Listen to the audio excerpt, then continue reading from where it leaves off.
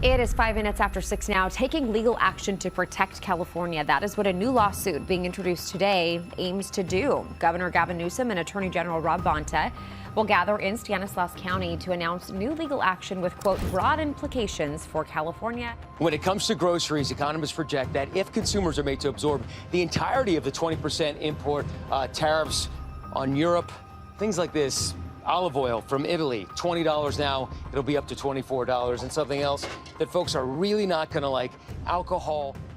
It started with celebration, a promise to put America first, to protect jobs, to make foreign competitors pay.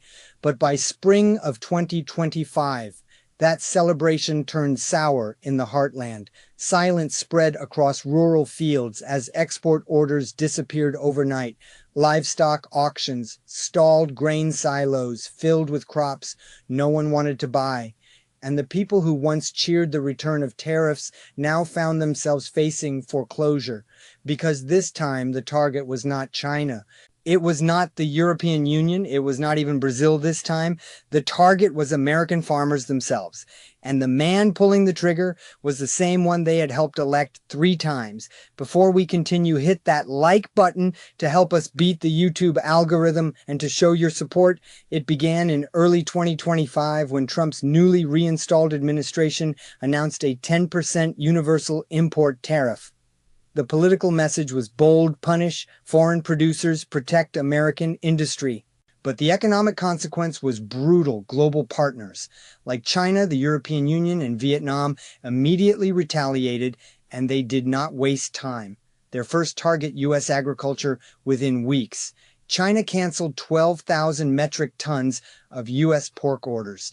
That was the largest pork cancellation since the pandemic, and it sent a message rural America was back in the crosshairs. Soybean exports, once the foundation of U.S. farm trade, are now in free fall. In 2016, China bought 40% of U.S. soybeans. Today, just over 20%. Brazil has stepped in and taken the rest. Illinois and Kentucky farmers say they are still reeling from the last trade war. And now that same crisis is happening all over again. But this time, the crisis is not just about demand. It is about cost tariffs on imported fertilizer, tractors, pesticides, and parts have driven production costs through the roof. Tractors now cost 50% more than they did 5 years ago. Fertilizer prices have more than doubled. Seed prices are rising, and just as revenue collapses, expenses are ballooning. Kansas wheat farmer Vance M. Kai described it with cold precision. This is being economically drawn and quartered tariffs, he says, are making everything he sells worth less, and everything he buys costs more in less than 48 hours. He lost over $30,000 in grain value. His verdict: this is on Trump. Before we continue, hit that subscribe button to show your support to the channel. That backlash is spreading, and it is historic. Trump has long dominated rural America. In 2024, he carried all but 11 of the 444 farming-dependent counties in the U.S., but now some of those counties are turning on him. Farmers who once said they would take short-term pain for long-term gain are asking if that gain will ever come. They remember what happened last time. During the 2018 trade war, Trump authorized $28 billion in emergency farm aid, but most of that money went to large agro-businesses, small farms, minority-owned farms, and first-time farmers got left behind. And this time, there is no bailout in sight. And worse, Trump's strongest farm state allies are beginning to break ranks. Illinois corn grower Kenneth Hartman Jr. supported Trump in every election, but now he says his markets are collapsing. Vietnam and the Philippines were supposed to be the new frontier. Then Trump slapped 46% tariffs on Vietnam and 17% on the Philippines. Hartman's response: you cannot open doors while slamming them shut. Corn prices, once projected to rise this spring, are now crashing. Farmers who had planned to plant 94 million acres of corn are freezing purchases, delaying seed orders, and pulling back. Why? Because there is no one left to buy. What they grow, exporters of more niche commodities, are being hit. just as hard: wood pulp, grass seed, fruit, citrus. The Agriculture Transportation Coalition reported over 6,000 metric tons of pulp were rejected by China just this month. Another 9,000 tons are en route, now likely to be denied at port. Perishable crops are rotting, containers are sitting idle, cold storage space is running out, and no one in Washington seems to have a plan. The USDA is now projecting a $42 billion drop in farm income for 2025. Bankers say only 58% of U.S. farmers are expected to stay profitable this year, down 20% from just last year, the 2018 farm bill's safety net is depleted, and a new one is still being debated in Congress. Some farmers are switching to soybeans, hoping to dodge the corn glut.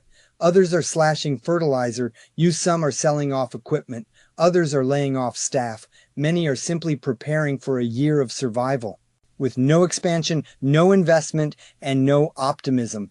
Iowa's Benjamin Rincher had planned to double his corn acreage this year. He has now reversed course. He is planting more soybeans instead, not because they are profitable, but because corn has become too risky to survive. And he is not alone across the Midwest, across the Great Plains, across the Central Valley.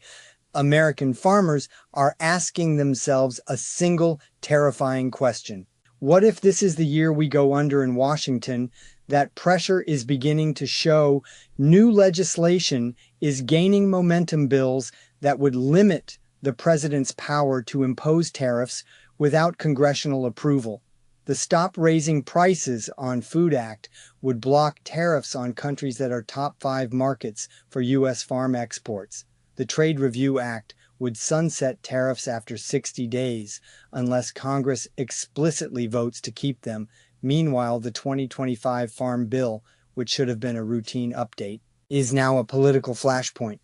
Lawmakers are being flooded with calls from farm groups demanding stronger insurance programs, better risk management tools, and federal investments to counteract the collapse in trade. In California's Central Valley, the pain is different but no less severe. Fruit and vegetable farmers depend on fast-moving export channels. They cannot stockpile, they cannot wait, and when ports close, their produce rots. Some have tried shifting to direct-to-consumer sales.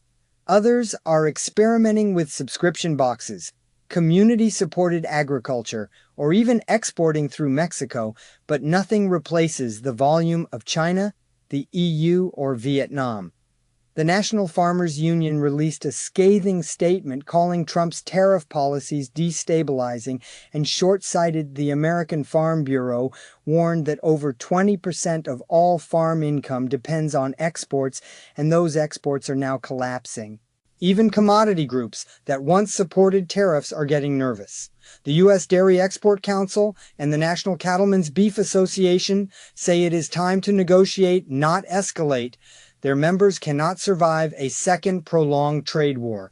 The situation is now so dire that some farmers are taking down their Trump flags, others are keeping quiet, still others are organizing, contacting local representatives, joining trade groups, or even speaking to foreign buyers directly, because this time they are not going down silently. This is not just another farm downturn. This is not just about soybeans or corn. This is about a political experiment that backfired and the thousands of farms that are paying the price. It is a test of loyalty, a test of resilience, and a warning. If this trade war continues, if tariffs remain in place, if markets stay closed, the next collapse will not be theoretical. It will be the American farm system itself.